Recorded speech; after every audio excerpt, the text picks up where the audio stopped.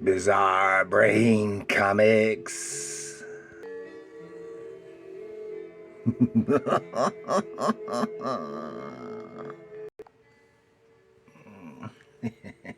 Oh. Hello, my comic book fiends.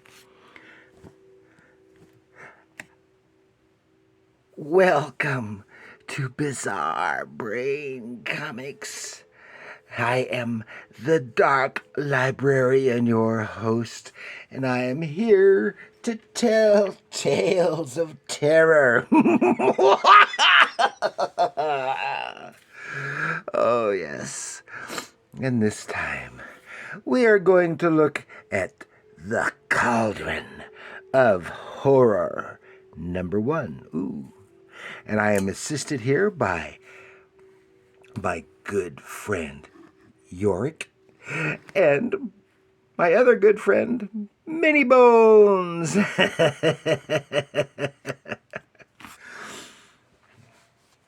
Yes.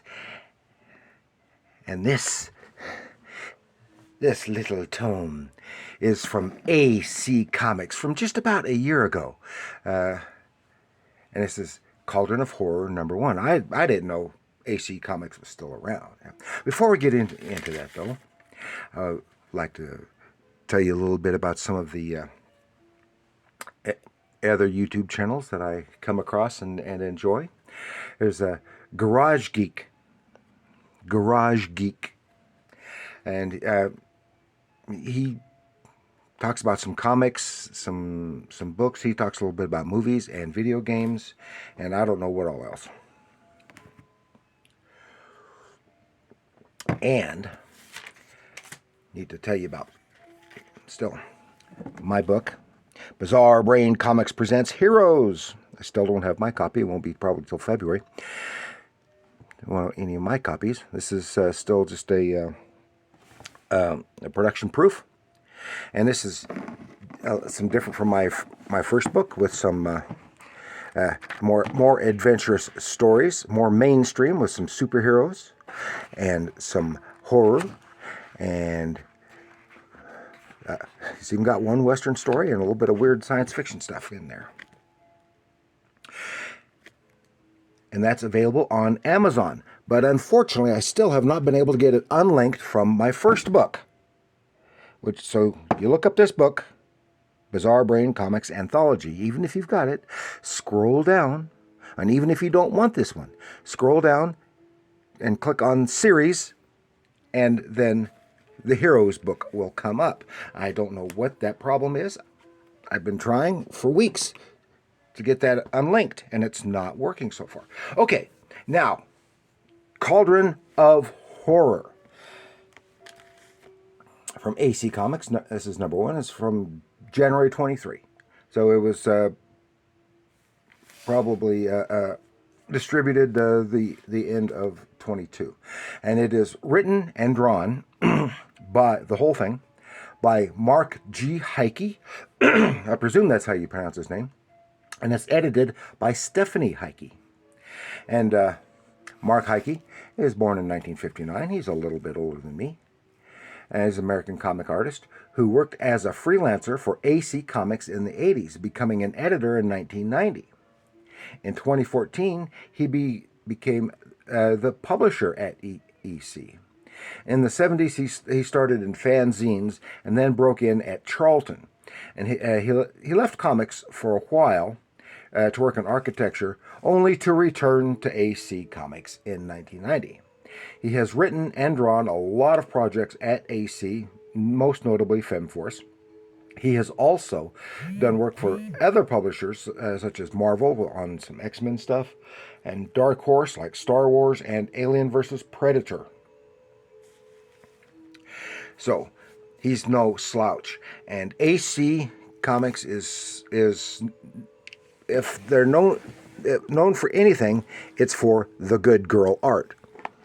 Ooh, get that away from Bones Jr. And as you can see here, right on the cover, it is good girl art, and the whole thing is just, well, the other stories don't have it, but and it says here, our comeback will be bigger than our setback. And here you see this lovely lady. Here she's a redhead. Inside she's a blonde. In the mirror with this monster coming up behind her as she is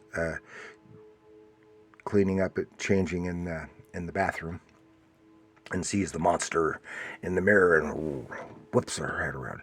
And that's of course, and that's a lovely cover by Mark Heike. And of course, AC Comics has done so much in the way of reprinting some classic, some of the classic golden and early Silver Age public domain stuff. So a lot of I've showed some of their stuff before in both westerns and in their public domain superheroes. See, whoops, I just knocked down Bones Jr. See, and here, even in the ad for the next issue, I gotta fix Mr. Bones up. He can't stand. Bones. You can see here, the ad for the second issue is just as much cheeky. But I think it's listed here is... well, I thought I saw, I might be mistaken, that is all ages. And so the horror aspect is very tame as far as horror is concerned, and it's about the level of possibly even less horrifying than the Gold Key mystery titles of the 70s, 60s, and 70s. But it's a good, fun read. And it would start off, see, coming soon. Here's an ad for, I want to get some of these. All good girls go to heroin heaven. And it's all, from what I understand, it's reprinting 40s heroines, and it looks like good girl art there. Good. And this story is, The Statue Got Me High. It's not what you think. Okay, here we see this, like, this is in, I think, archaeology department at a university, and this blonde lady here, she's opening a package, and in it is this little statuette, and it is a gift to her from this other lady who is leaving the department. But it turns out this blonde lady got both the fiance and the administrative position that the dark-haired lady had wanted. And but now she's leaving and said, oh, no hard feelings. I know it's a yada, yada, yada. And then she's with her fiance having dinner, and he wants to do more stuff. Oh, I want to check out this statuette. I've got to do research on it. And she takes it home. She takes a shower, and while she's doing that, she looks at the thing, she's going to do whatever research she can to find out what the thing is all about. But in the process, then the statue comes out. You never do see a good full image of that statuette. It affects her. Oh, and she's like zombified, and then she turns blue and starts growing and growing. She smashes out. Goes out of her apartment window, on the balcony, smashes the balcony and destroy it. And all she can think of is destroy, destroy, destroy. And she just keeps growing larger and larger until she's taller than a lot of the buildings around her. And there is nearby is a derelict building, and she accidentally smashes into that, and it collapses, and not really hurting anyone. But here you can see the lovely artwork and the lovely good girl art and all the convenient